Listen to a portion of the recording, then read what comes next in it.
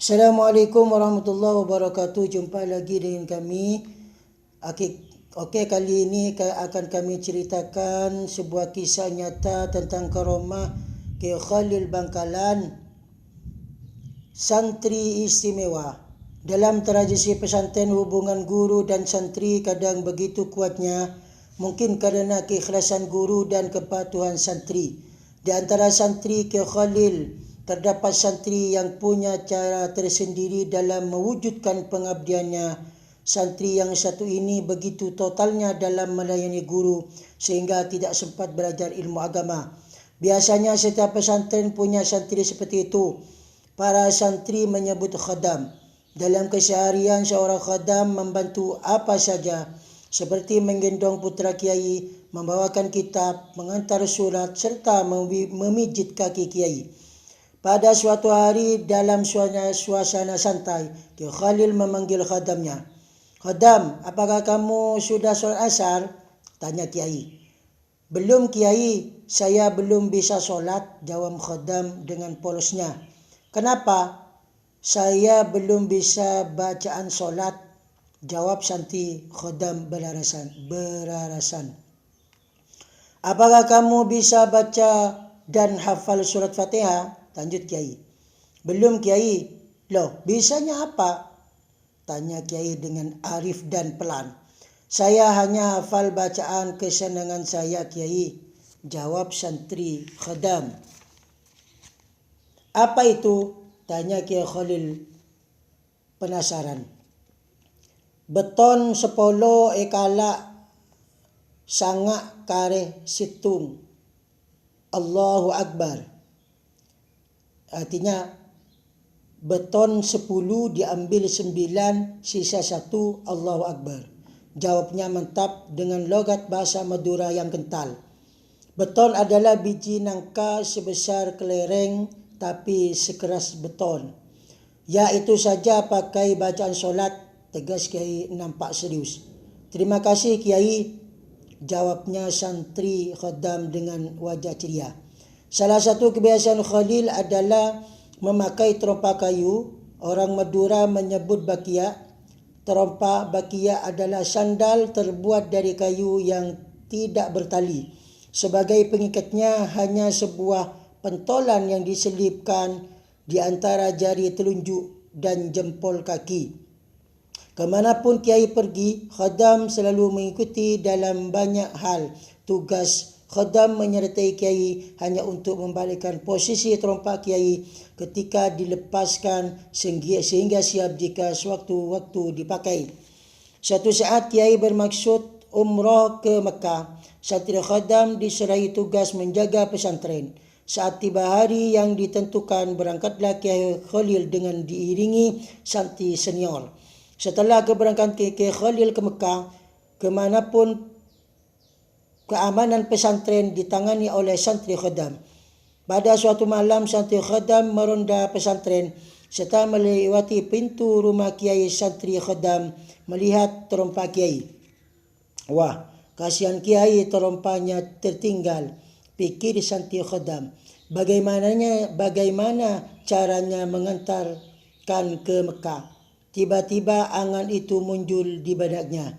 Akhirnya dengan berbekal tekad, tawakal dan cinta, santri khadam masuk ke kamar pondok lalu mengambil tasbih. "Beton 10 ekala situng kare sangak," desahnya berulang-ulang. Di Mekah pada waktu itu, Kiai Khalil baru menyelesaikan tawaf. Kemudian Kiai melaksanakan solat di makam Ibrahim. Beberapa saat setelah menunaikan solat, tiba-tiba santri khadam ada di sampingnya. "Kiai, ini terompahnya yang tertinggal," sapa santri khadam dengan sopan. "Loh, ini yang saya cari," kata Kiai Khalil datar. Setelah khadam menyampaikan terompa kepada Kiai, khadam bermaksud kembali ke pesantren. "Mohon pamit kiai, mau kembali ke pesantren," pinta santri khadam secara sopan dan mantap. "Ya," jawab Kiai Khalil. "Pejamkan matamu, baca wirid kesayanganmu itu," suruh Kiai Khalil. "Beton 10 ekala situng kare sangak," bibirnya bergerak-gerak. Hanya sekali ucap Seperti menembus ruang dan waktu, tiba-tiba santri khadam berada dalam kamar pondok pesantren kembali di Bangkalan. Sungguh menakjubkan. Uang barokah. Ketika As'ad Syamsul Arifin disuruh mengantar tongkat ke Kiai Hashim Asy'ari di Jombang, Kiai Khalil memberi bekal beberapa uang logam. Tampaknya As'ad mempercayai pemberian gurunya ini mengandung barokah. Kalau uang ini mengandung barokah, tentu tidak akan habis, bahkan bertambah. As'ad membatin. Benar, ketika As'ad akan menyeberang Selat Madura, seseorang tiba-tiba mengajak As'ad naik ke kapal bersamanya secara cuma-cuma. Tentu saja tawaran yang baik itu diterimanya. Begitu juga setelah turun dari kapal, As'ad kembali ditawari naik kendaraan menuju Jombang secara cuma-cuma.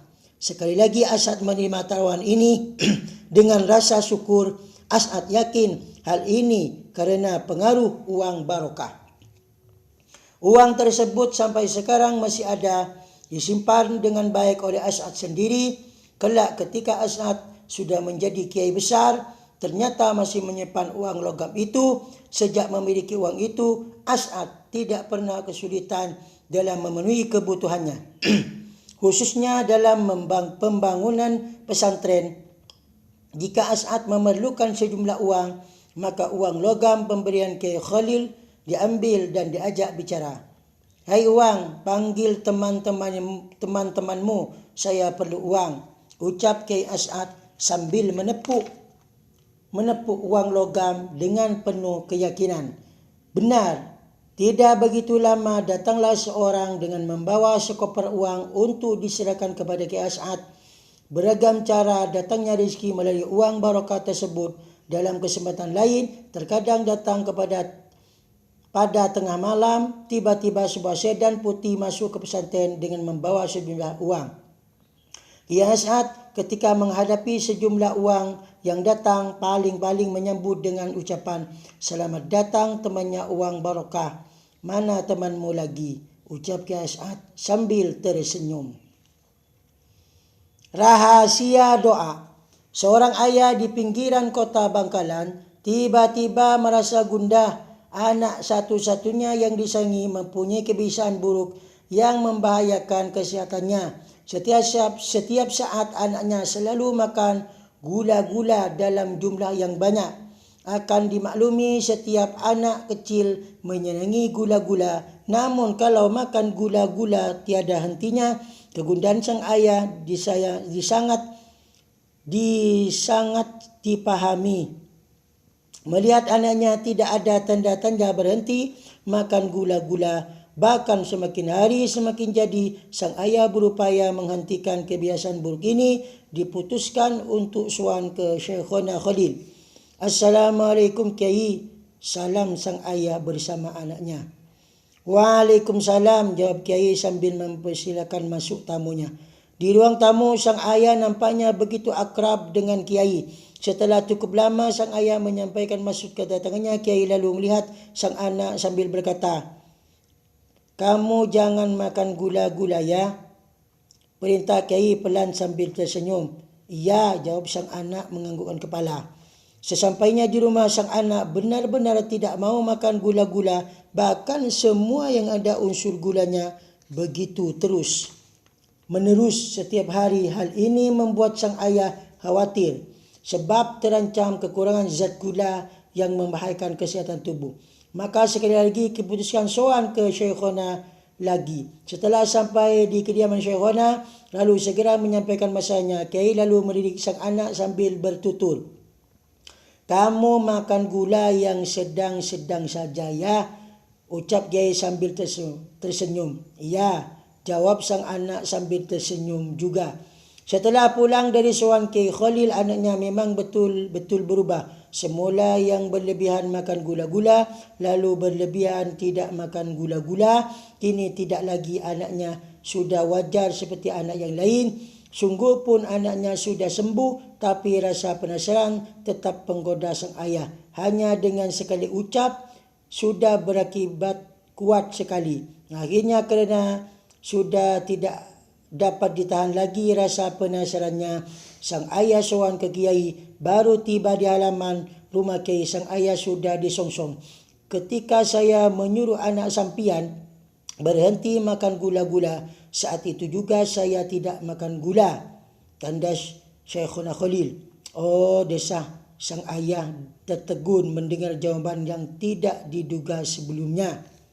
Demikianlah kisah nyata tentang karomah Syekhuna Khalil. Semoga bermanfaat. Wassalamualaikum warahmatullahi wabarakatuh.